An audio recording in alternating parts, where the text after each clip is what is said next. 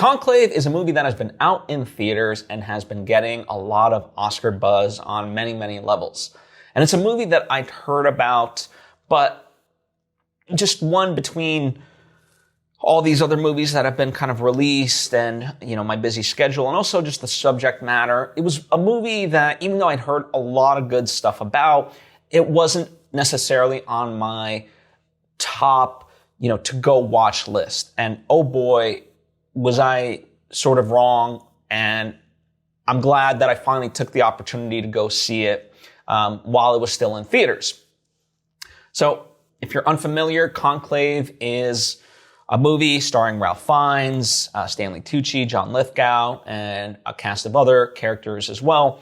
It is based on a novel, and as the title implies, it's a religious story in the sense that it's about these dean of cardinals who have to pick the next pope. Now, this is not based on anything other than, just kind of loosely how the process works, right? And I say loosely because when the real dean of when the cardinals themselves are sequestered, at the end of the day, no one knows what really happens behind those closed doors, so it gives you a lot of creative freedom. And so how much creative freedom this movie ultimately takes versus what the process ends up being, I'm not sure, but judging the movie as a standalone piece, it really is an intense thriller, political intrigue. Like it's working on so many different levels, right? So Ralph Fiennes, in just when people say a career-defining performance, he's had many great performances, but this one in particular does stand out. I mean, he's just phenomenal. So he plays the Dean of Cardinals, and he's tasked with essentially overseeing this whole process and that it's on the up and up, right?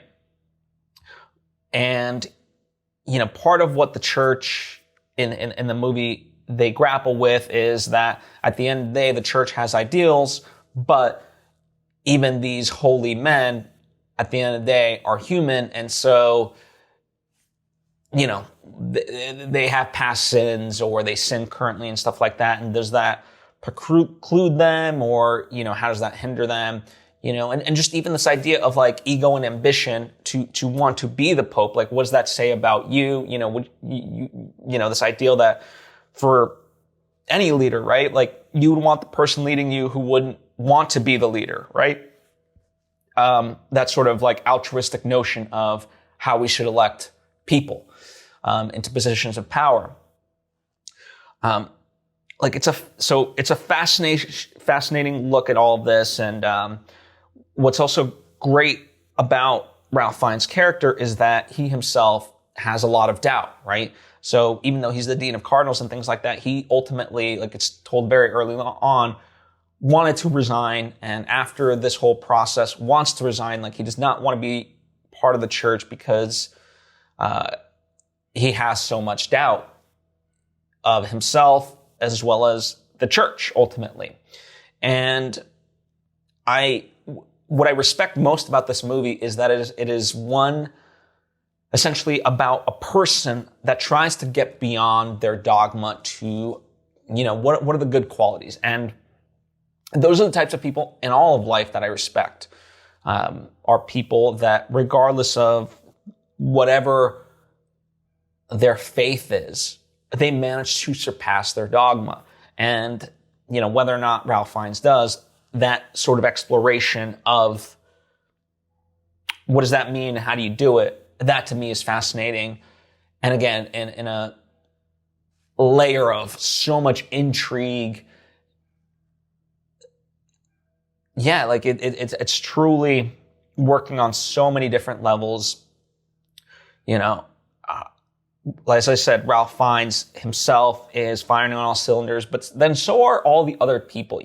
Stanley Tucci does a wonderful performance, John Lithgow, and then all these other actors that are fantastic in their own right, just maybe not as household names as these three that I laid out, and even like the nuns and things like that.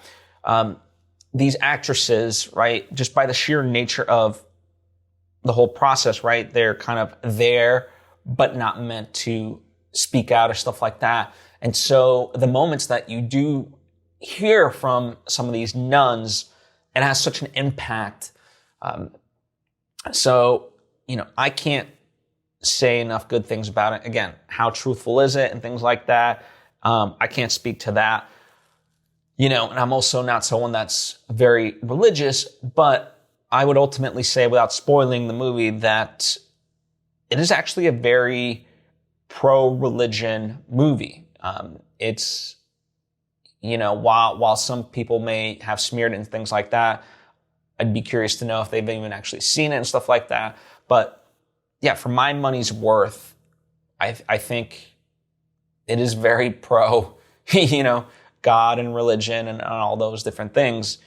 Just how it manages to get there is a little surprising. And so, where it kind of leaves you with, I think it gives you a lot to contemplate and consider.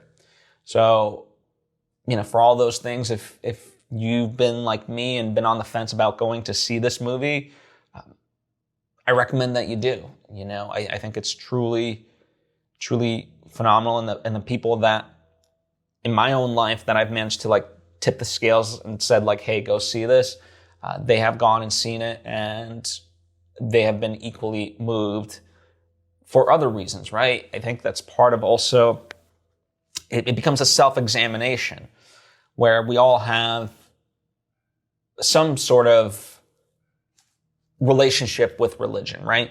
Whether it's a good one, whether it's a bad one, or anywhere in between. This, in many ways, like the main character, forces you to re-examine that, and what does that mean, and what are you being critical of that you shouldn't be, and what aren't you being critical of, perhaps things that you should be, right? It's all these different things, and I think that's what makes it so wonderful.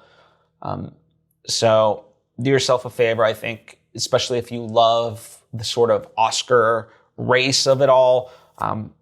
This is definitely one of those movies that is a must-see, because I definitely see this in the award season, whether Best Picture, Best Actor, supporting actors, all kinds of different things, writing, production design. I think this movie works on so many levels,